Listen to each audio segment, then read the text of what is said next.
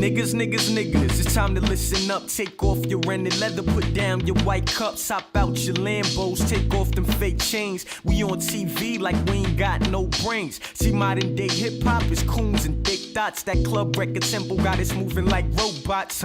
Turn up, hit a nigga with the burner. If it don't involve cash, then it really don't concern us. We diss dark skinned women for anything whiter. Salon chick ho, we mad cause he didn't fight her. Some niggas only talk proper when they bout to fight Yo, you. I really feel some type of way, like you're getting me tight right now. And we got pimps that's known like Mona Scott. Find hoes, give them TV shows, collect O's. Slow the moolie down, get the moolah faster. The nigga was the first slave and the first master.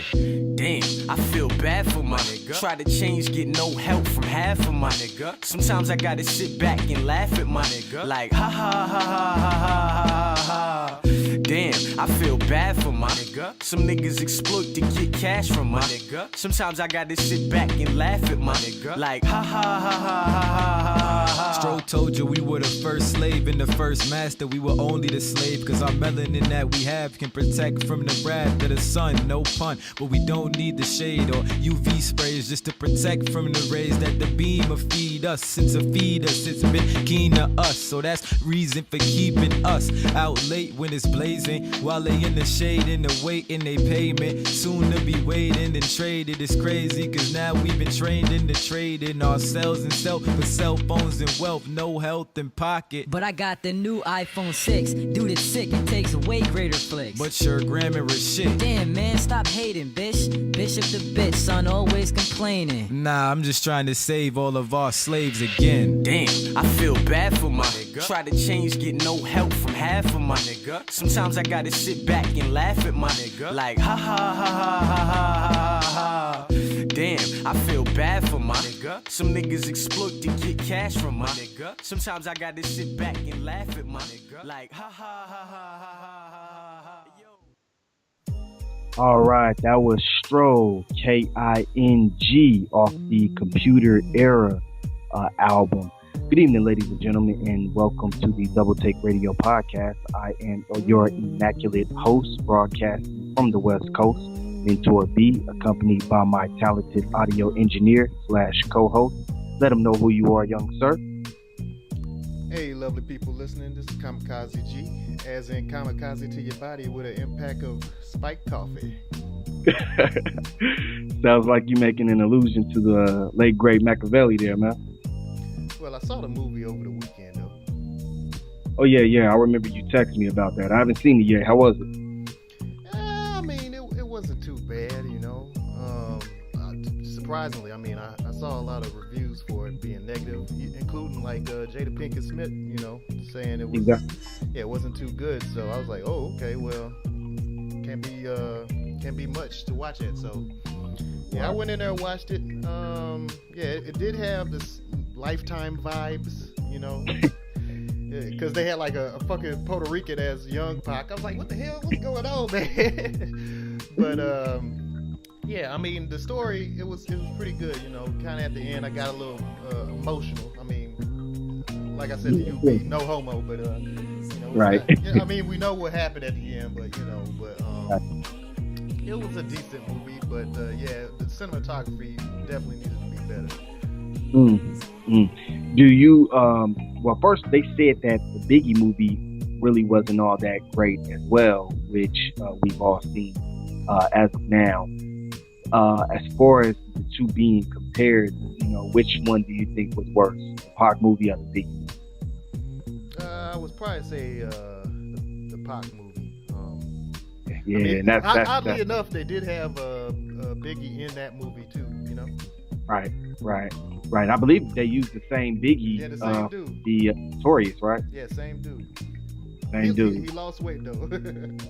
He did. See, that makes it even worse. The dude wasn't even big enough. I was like, yeah. Anyway. Hey, right.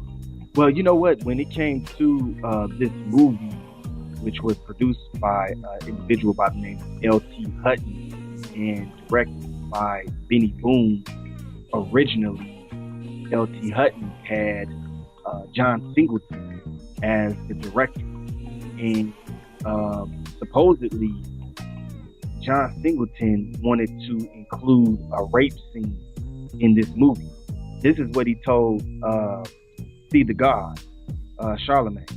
He said so he wanted to include a rape scene, which LT said he wasn't feeling. Then he said that he also wanted to have a Afeni Shakur in a threesome. You know, Shakur in a threesome. In a threesome. What? You know, yeah. This is not made up. He actually said this about John Singleton. Now, John Singleton really hasn't had an opportunity to defend himself against these accusations, but a lot of people are saying that John Singleton wanted to do this as a way to get back at Pac, because if you listen to an old recording that Pac had with another individual, I forget his name, but his last name was Shakur as well, no relation. I think his name was Monster Cody, and he called John Singleton a coward. So at the time, Tupac really wasn't rocking with John Singleton like that at the time, even though to this day, John Singleton always proclaimed that Tupac was the person he wanted to continue to make movies, kind of like Spike Lee with Denzel Washington. You feel me? So, but you know what? Let's get a little more into this, because I find all the intricacies regarding Tupac's life, background, family, and estate highly interesting. Now, keep in mind, I've been a Tupac fan for the longest. I used to buy the Brothers album when he was still living, which pretty much tells my age to some degree. But to be honest, I didn't really want to see this movie upon it being released. Oh, why is that, B? Well, it's my understanding parts of the film was shot in Atlanta, and you know my brother is out there. And now, I'm not sure if he could be seen in the movie, because again, I haven't seen it myself, but it gave him, my brother, a chance to be an extra in the movie. Now get this, my brother just so happened to have the same name as the actor who played Tupac, which is Demetrius. Okay. So while on set, my brother was telling me Demetrius, the actor, was struggling to recall the lyrics to the classic song Ambitions as a Rider. Y'all know that song. I won't deny it, I'm a straight rider. You don't want to hit me. And my brother was like, hey, yo, what the F? How are you being paid to play this man and you haven't even done your homework? You don't even know the lyrics to one of the most popular Tupac songs from the album All Eyes on Me, which is actually the first track. You know? So therein lies the question, you know, are you even a legitimate Tupac fan yourself, Demetrius Shipp? Nah, I don't think so. Because there was something else I saw on Instagram, G. I came across a picture of Demetrius getting this like intense cosmetic makeup done to his scalp to portray the bald look like Pac. So according to this actor, Demetrius Shipp, he did it like this because he didn't want to shave his waves off. I'm like, man, dude, you know, a person can get waves back in like, you know what, a month and a half, 2 months. So both of these things combined, to me, lack a dedication to the role. Yeah, definitely. I mean, in the movie, he didn't have that spunk or fire that Pac had, you know? Seemed exactly. Like he was just reciting lines for real, so. Pretty much. And, you know, there's been a lot of controversy back and forth. Some people are saying that he looked a lot like Pac. Yeah. Some people are saying that he didn't. What do you think, DZ? Do you feel as though he pretty much met the physical appearance for you? Yeah, he met the physical appearance, but I mean, like I was debating with my friend here in Dallas. You know, maybe they should have got somebody who was more, like you said, that had a little bit more oomph, more fire. You know what I'm saying? Maybe. Yeah. I don't know what they did. Do you know how long it took for them to get the guy, or did they put a real investment in this guy? Where did he come from, for real? You know? Well, I think they started doing pretty like auditions back in like 2009, if I'm not mistaken. I may be wrong, but I think they started doing auditions back in 2009. And this Demetrius Shipp, he's actually the son of a producer of Tupac. Oh, and he was the producer of one of the songs on the Machiavelli album. Now, I don't know which song that is, but that's just, you know, how much I know. And Demetrius Shipp, he said that he actually had memories of being at Death Row Studios back when he was younger, in the heyday, in the 90s. Now, he said that he never really had an opportunity to meet Pac. He don't remember being around Pac, but he was there. So that's pretty much what I know, about this guy. But I also just want to say this, brothers and sisters who are into showbiz, specifically acting, if this is a craft you're going to pursue, make sure you put your absolute all into your work. Otherwise, how can anyone respect your work? If I'm not mistaken, there was a movie some years ago, I think it came out in the late 90s, called G.I. Jane. And it was a movie about the first woman becoming a Navy SEAL. And the actress playing the woman was Demi Moore. You ever seen this movie, G? No. Yeah. What happened was she shaved all her hair off for that role and didn't trip whatsoever. And the movie didn't even receive the best reviews, kind of like All Eyes on Me. But anyway, let's move on, because we can do 5 shows with each one being an hour long about Tupac, and we need to discuss some other things. Today's podcast is brought to you by absolutely nothing, because we have no sponsors. But if you would like to advertise to our 27.3 listeners, hit me up on Twitter. But you're going to listen to this whole entire show before I give out my Twitter handle. All right. So now let's get into some hot topics concerning mumble coon rapper Young Thug, who recently tweeted, and I quote, "I dropped EBBTG, whatever the fuck that stands for, on Tupac's birthday because I'm the new Pac. I feel I am the thug he didn't get to become." Oh my God. All right. That's hilarious. Yeah. I mean, where do we begin, G? Like, seriously, where do we fucking start? This sexually questionable bitch ass nigga. You feel me? Number one, Pac never wore a skirt. Hell no. And never will wear a skirt. Nah. Secondly, this motherfucker doesn't even respect black women. And Pac was all about that. Exactamente. Because I saw a video of him probably like last month cussing out some sisters who were airport workers. I believe he called them nappy-headed hoes, which is totally uncalled for, regardless of how great the discrepancy he had with them. And thirdly, Tupac was a socially conscious rapper.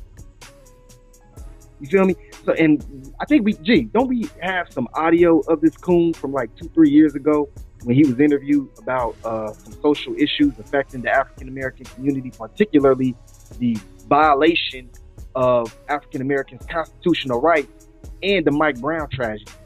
And he just gave an extremely apathetic answer. G, do you have that? Yeah, here's Exhibit A. All right, take a look. All right. Change in the way black men are policed in America. Leave that up with the critics and the laws and all that old shit. We having fun, we iced out, we having money. That's how we doing it. So you feel like it's not the artist's place to speak on social issues? No. How can these people be talking about how they so real and they don't care about our communities? How can they be talking about what they, all this, the hood, blah, blah, blah, blah. They don't care about our communities. You know what I mean? Listen to the words that people say in their lyrics and tell me if that's some real, if that's real to you. You know what I mean? Listen to what they saying. Don't just bob your head to the beat. Peep the game. And listen to what I'm saying. Hold us accountable. Mike. Okay. Yep, there you have Wow. And see, that was extremely uncanny, because it's like here you have an interview of this rapper giving such an inappropriate answer to these socially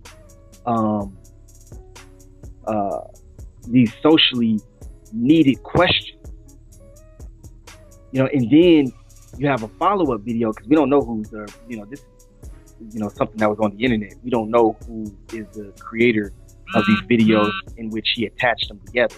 You have a video of Tupac from the 90s following up to that one, addressing this apathetic rapper. Now, of course, Tupac was talking about, the apathetic rappers that existed back in the 90s. Right. Yo, But this guy is the epitome of it today. Yeah, let me interject on it. Let me interject on that one because in the movie, the All Eyes on Me, it was a scene between him and Biggie. Okay. He was basically illustrating what we just talked about here with the social issues. And he was talking to Biggie about that, and Biggie's like, "Nah, man, I just want to have the power to, get these people to buy my tapes, man." You know what I'm saying? So that's essentially what Young Thug's position's on, Right, and that's so real because a lot of people don't know when Tupac was doing his thing, and this was probably in the movie. And just let me know if it was. Tupac used to bring Biggie out before he did Keep Your Head Up and Get Around. Right, yeah, they were showing that. Yeah, and he wanted Biggie to be in Thug Life. Biggie, a lot of people don't know that Biggie was actually supposed to be in the rap group Thug Life. Yeah, along with Big Syke, Macadocious, Mopreme, all of that. And he got upset with Biggie because at one point Biggie was saying Thug Life, Thug Life, and then at one point he quit saying that. He stopped repping that, and that's one of the things that Pac became upset with in regards to Biggie. So, but back to Young Thug, this so-called rapper comparing himself to Tupac is highly disrespectful because he is in no way, shape, or form anything like the General Machiavelli. And this also indicates, if you look at the tweets of his fans, his mumble rap fans, they say stuff like, "Nah, Young Thug, you better than Tupac. These youngsters born in 1999 and 2000. Right. Yeah, so, excuse me. Let's go ahead and do the rundown for today. We'll touch on Philando Castile and also get into some science regarding genetics. So listeners, be ready for that. All right. So now at this point, it's already old news, but the sad thing is it was news we expected, which was Geronimo Yanez, the murderer perpetrating himself as a police officer, being found not guilty in the killing of Philando Castile. Now, black people, I want you to listen up right now. In 2017, there should be no black people asking why white supremacists are so racist against black people. There should be no black people asking why we don't get justice in the court system. Now, heed my words. The white supremacists are very aware of their genetically recessive gonads. This is a deep-rooted insecurity that fuels their hatred against people of African descent. Melanated people. Why? It's because the white supremacists are hell-bent on the preservation of a look, specifically that Anglo-Saxon look. And to them, diversity is genocide. They use that word genocide inappropriately because the meaning of that word is what they're trying to do to us, which is the deliberate killing of a large group. But because the nut batter from a black man's testis is genetically dominant, that's a threat to the melanin deficient skin and blue eyes that they want to preserve so badly. Now, of course, the white supremacists would vehemently deny everything that I'm talking about right now, same way that they deny white racism that occurs on a mundane basis throughout society. But we have all kind of receipts that solidifies everything that I'm talking about right now. Number one, when black men were lynched, especially after the Emancipation Proclamation in 1865, it was damn near routine for the vicious white supremacists to sever the genitalia from the corpse. Strong indicator of the deep-rooted insecurity. Number two, it was illegal for black men to copulate with white women up until 1969. This was actually in the law books. That's what Malcolm X went to jail for. When he was Malcolm Little, he was a pimp, drug dealer, and a burglar. Of all those criminalistic occupations, he wasn't incarcerated for any of them. Rather, it was for having sex with white women. A strong indicator of white supremacist insecurity.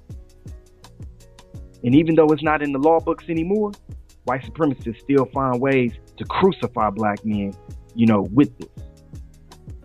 The Bill Cosby trial is the latest example.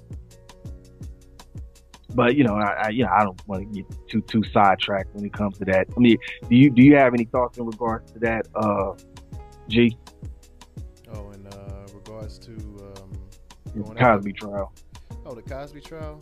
It's just another witch hunt, right? So.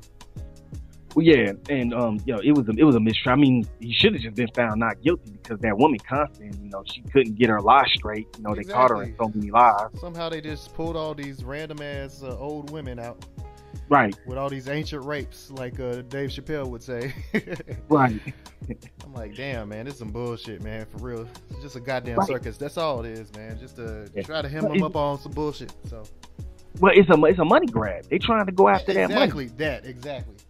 Yeah, you know what I'm saying?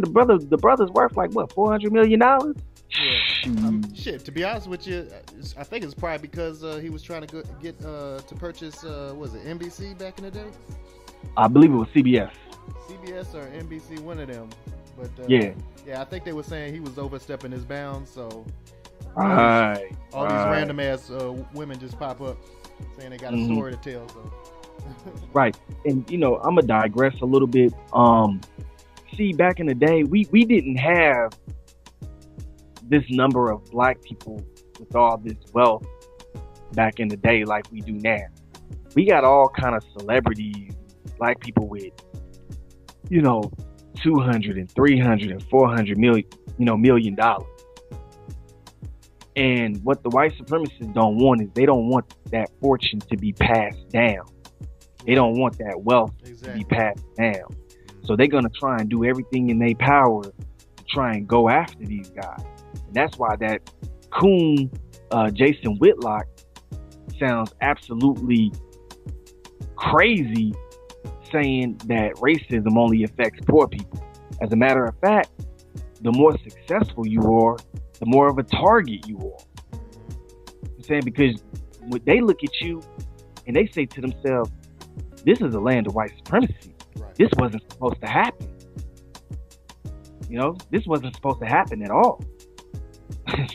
Yeah, ultimately they just want to keep you controlled or isolated and controlled. With Cosby again, his son got killed. So. Oh yeah. And that was a strange killing. Very strange. Yeah, because it was. I don't believe it was motivated by robbery, because the dude had like $1,000 on him and a Rolex. So that was real strange. And to go even more conspiracy minded, that's my end. Anyway, where you got fucking was it Magic Johnson and his son is fucking gay as fuck. You know what I'm saying? I mean, I think he's got another child, right? Urban Jr. Yeah. Well, the one that he has with Cookie, he came out kind of light skinned, but I know he has another son. Yeah. But he's like his complexion. He's brown, but you don't hear too much about him. I don't hear too much about him. I don't know what's up with him. The one, he's just super gay. Something like, goddamn. Right. Isaiah Thomas's sons are gay too. I'm like, what the hell? Isaiah Thomas' son is gay? Yeah. Oh shit! I didn't know that. Yeah. He's flaming too, huh? Yeah, man. I don't know if he's flaming, but he takes some hot dogs in the bun, man. I don't know. Well, you know what one person once told me when it came to Magic Johnson. Magic Johnson is an extremely successful businessman, and he beat Eyez. Something got it. And the Eyez too. This nigga's still alive. I was like, goddamn. But anyway, we'll see. I need to purchase his cure, man. If I catch that shit. So Well, you know, Dr. Sebi, man, he gone. He passed on. Okay. Yeah. Magic Johnson, man, he visited the great Dr. Sebi for that. Oh, okay. But anyway, we digress. Let's get back on track. Number 3, what I was talking about, number 3 reason is if we all harmoniously procreate, white supremacists will be so-called wiped out. Well, the reason this is because they're really not a race, but a mutation. When I say the word mutation, I don't mean that in a derogatory way, but strictly a scientific way. For example, check this out, G. Blue eyes are a physical characteristic often associated with those classified as Caucasoids, right? Specifically what they call Aryans. And it's a trait they wish to preserve on top of pale skin anyway. There is no genetic marker for blue eyes. Now, listeners, you're probably wondering, if there is no genetic marker, why are people continually born with it? Well, it's a mutation that is sometimes passed down. If there was a such thing as a genetic marker for blue eyes, then there would be a such thing as blue pigment to be found in the iris. But this is not the case. There's a geneticist by the name of Hans Eyberg, the irony of I in his last name, from the Department of Cellular and Molecular Medicine at the University of Copenhagen. And he's credited for identifying the mutation responsible for causing blue eyes between 6 and 10,000 years ago. Now, before then, there were no blue eyes. Originally, we all had brown eyes. And most likely, every blue-eyed person who comes in contact with another blue-eyed person is distantly related because they share the common ancestor who originally had this malfunction of not producing melanin for their eye. Thus, a person who doesn't have this mutation will always be genetically dominant, which is why in a system of white supremacy, no one in the dominant society is punished for killing a black person like Philando Castile. Why? That's one less person, or excuse me, nigger, how they think, threatens their preservation of a look. This has been a Double Take Radio podcast. This has been a Double Take Radio broadcast production. I want to thank everybody for spending this time with us. You can follow me on Twitter at mentorb_N Cali. That is the letter N and then CALI. Kamikaze G, would you like to give out your Twitter information for all your fans? Well, for all 7 of my followers, I got 7 now. So you can follow me on Twitter at kamikazeg_G. That's KAMIKAZI_G. All right, y'all be sure to join us next week. Peace and love. Yeah. Peace.